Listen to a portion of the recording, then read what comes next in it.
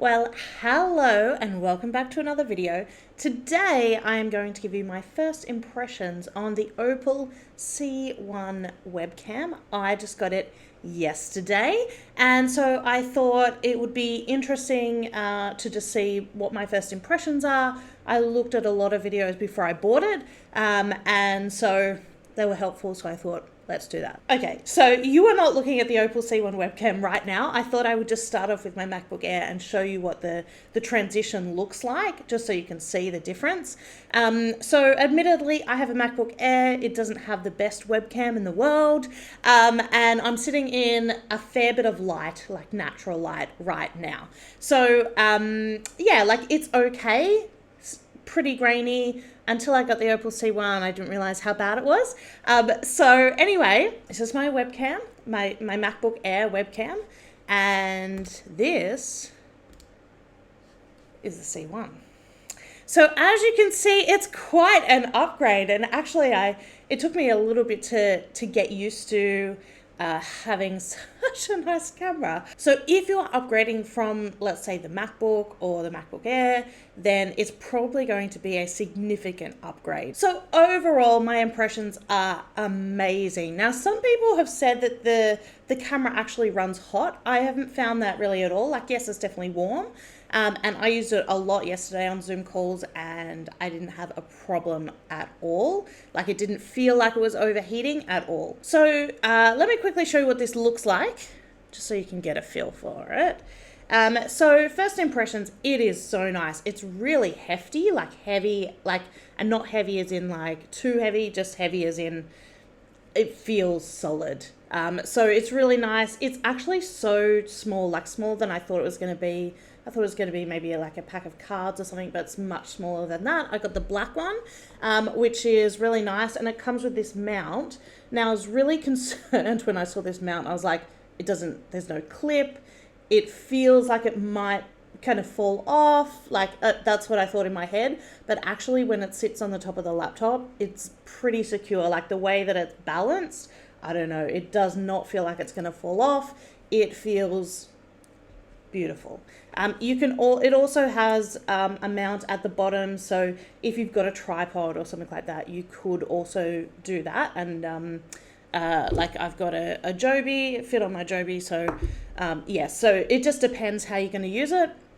If you were going to use it, let's say like at a permanent setup, you might want to do that. For me, I bought it because I want something portable that I can take with me and travel. So I'm okay with the mount. Now, this thing is super easy to plug and play, and I was really impressed. Like, I have spent way too long trying to have DSLR cameras set up and plugs and this and adapters and batteries and all sorts of things. And this literally plugged in and off I went. And I installed the software, which I'll show you in a bit. So it does have a USB-C port. So especially with my MacBook Air, like if I forget my dongle, I'm not worried. It's not a USB. I'm not thinking, oh, I can't plug this in. So I was really impressed just with generally being able to just plug it in and start.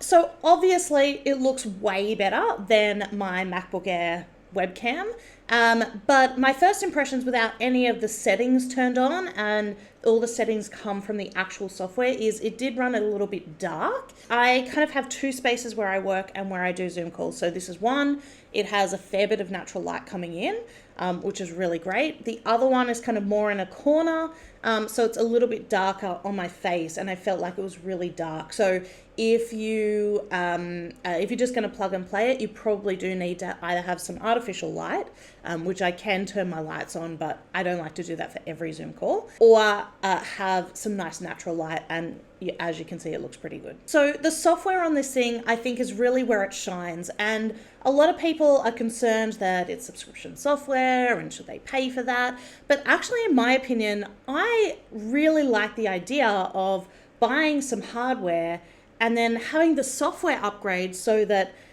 you can have a better picture or whatever kind of advances happen in software.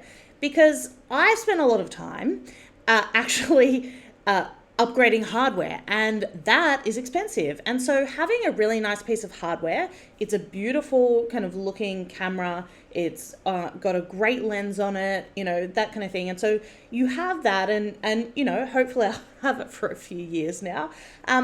But I think there's lots of advances that are coming in software, especially, you know, like digital things like that. So what happens is we can keep the same hardware but have that software kind of advanced. So I'm kind of excited about that. And the software is pretty good. So let's jump into that next, and I'll show you kind of how that works. All right, so you do have to download some software. I didn't actually try plugging it in without the software, so I don't know if it works without it, but it looks like this in the menu bar. And when it comes up, you can see your face, and it has a whole lot of tabs along here. There's a heap of people who've gone through all these tabs. Probably just going to quickly show you through. So you start with the camera, and there's a whole lot of different things that you can look at here. So you can actually lock the focus. So if you don't want, like, if I come up pretty slow, you can see like it's like trying to lock on my face, and then if I come back, it's trying to find it again. So if you don't want it to do that, you can turn the focus lock on. So I can just come up and go back, and there's none of that kind of searching for the focus. You can actually do recording from here, and I feel like this is a new feature, and this is what I'm saying with software, is like the software can update and you don't have to actually update your hardware. So this, I did do some recording yesterday. I haven't actually used it a lot just because I use Loom, and I was able to connect it into Loom. And so I prefer to use Loom. It just uploads to the cloud, blah, blah, blah. Now, what you're seeing around back here is bokeh. It is digital bokeh. So if I turn that off, it obviously just looks like a normal picture. So you can imagine that if you just got this and you, like it doesn't act like a DSLR camera where, you know, the lens would make that happen. You need to turn that on. I found that like 1.8 kind of looks really nice. You can obviously turn it up and get a real kind of a real effect at the back. I don't like that at all. I kind of like my 1.8. It's very subtle, and I feel like it kind of looks nice on my face. You can add a logo in here. Obviously it's their logo, but you can actually add your own logo. So if you wanted to, you know, brand yourself, that's pretty good. You can zoom in. So if you want a bit of a tighter image, you can do that. You can zoom out. Face lock is fun. It will actually follow you around. I found it's pretty good. It feels a little bit mechanical sometimes, but I like it. Did make me feel a little seasick, you know, just if you're going in and out and moving around. As I said, I don't move around a lot, but if you were maybe presenting on Zoom, something like that, then that would be good. There is the effects tab. You can turn on filters. I am a filter girl, but I don't think I would ever use any of these on a Zoom call. And my main use for webcams is Zoom calls. I'm pretty much on Zoom calls all day. And so that is kind of the filter that I'm looking at everything through. One of the things that I would love to see is maybe presets. So if I preset a whole lot of settings, if I could save that. So if I'm in really nice natural light, that's going to have kind of some different settings, especially in the manual tab, than if I'm sitting in a dark corner, maybe with some camera lights on me. So I assume that's probably something that's on the roadmap. Pixelate, obviously pixelates your image. Not sure if I know a reason that I would use that, but it is always there. This is these highlights and shadows. Actually, when I downloaded the software last Friday, it didn't have highlights and shadows. So this is something that I think, you know, when I'm talking about software and it being upgraded, is that, you know, you can always keep updating the software and seeing new features in it. So I have turned on highlights. If I turn them off, you can see it's very not a great picture. And so I just turned on the highlights just to give it that kind of nice sharpness. And then shadows, it depends if you're wearing something darker or if there are shadows, but you can turn that on or off. Interesting that that's here in effects, because it's more of a manual thing. But anyway, you can adjust a whole lot of things in here: brightness, exposure, saturation, contrast, vibrance, and white balance. If it's dark, obviously I have to turn the brightness up. So you can see now at the moment I don't, because it's just really light, but I did have to do that. And I think I also turned up the exposure a little. Just if I'm in a dark corner, that's what I had to do. But I do actually like vibrance. So when I turn that off, that's a bit more of a flat color. Some people do like that, and that's their look. For me, I'm a vibrant person, so I like the vibrance turned on.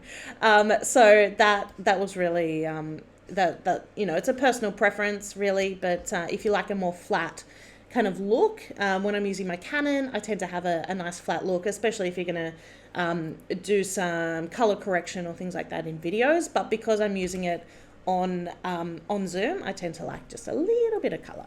And then white balance, I've been playing around with white balance. If I turned it off, you would see get a little bit of kind of bluey green maybe over here. I'm not like the best color balancer in the world, but I found though that it depends where you are and depends what lighting you have. So probably like from a first impressions of like manual touching up and things like that, is that if you're going to use this camera in a studio environment where it's the same all the time, you have the lighting, you have everything dialed in, then you could probably get away with these manual settings and like really like, dialing them in really well. If you are going to use the camera in different spaces, so for me, I do tend to move around. So I might work at my desk, I might work over here, which is another space. I might be at a co-working space, I might be somewhere else. And so if you're going to be moving around with the camera, I think you're going to use the manual settings less, just because it's a hassle. It's a real hassle to have to manually adjust the white balance and this and that. Like you might like it. I think it'd be helpful if you're in a dark space and you're like, okay, I'm just going to turn up the brightness and the exposure just a little. So it's nice to have those manual settings. But even on a Zoom call yesterday, as the sun was setting, it was like the picture was changing and I wasn't happy, so I turned up the exposure a bit. And so I don't want to have to worry about things like that on a Zoom call. And so that's kind of, just one of the first impressions that I've had from using manual settings. So I try and do the least amount of manual settings that I can to keep it, pretty average, not average, but, nice enough that I feel like, okay, this is a nice kind of setting to have. The last tab is just settings. So you can change where you want to start up. You can control things with gestures. So apparently you can turn toggle face lock with a click. I haven't been able to get that to work at all. I don't, I've tried. Yesterday the peace sign was working. Today it's not. It was actually working so good yesterday. So, there we go. So you can turn the camera on and off with the peace sign. And yesterday it was working great. Today it's a little bit funny. So there you go. That's a live here demonstration. So it just, maybe it depends. I have no idea. Yesterday it was working really good every time, and today it's just funny. So anyway, that's all the settings. And as I said, first impressions, like, yes, you could dial this in so well and make it look amazing. But also if you're going to move around, or if you don't have, like, I have photography and a bit of a video background, so I understand the different manual settings that you can change. If you don't have that, you might struggle a little bit, and you might just want to kind of just keep a few settings on. So look, I am in Australia, so this camera retails for about $300 US, which for me was a little over $500, which is quite expensive in Australia for a webcam.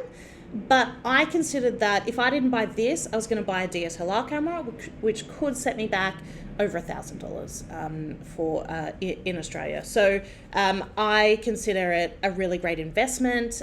It is simple, easy, really great to use. I am in love with the picture, and it's definitely an upgrade from my MacBook Air. And I feel really proud to get onto Zoom calls and have a beautiful picture that people can look at. And definitely, if I want to do video in the future, it's a really great option to not have to get my my Canon out and record on that. I can just record straight to computer, and it looks really great. Anyway, that's my first impressions. I really hope it was helpful. If you have any questions, please feel free to put them below, and I will answer them as best I can.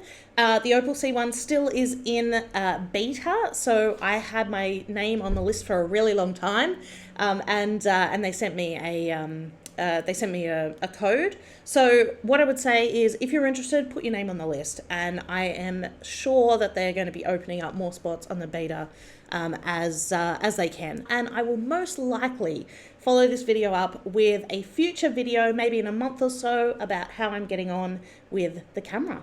Thanks, guys.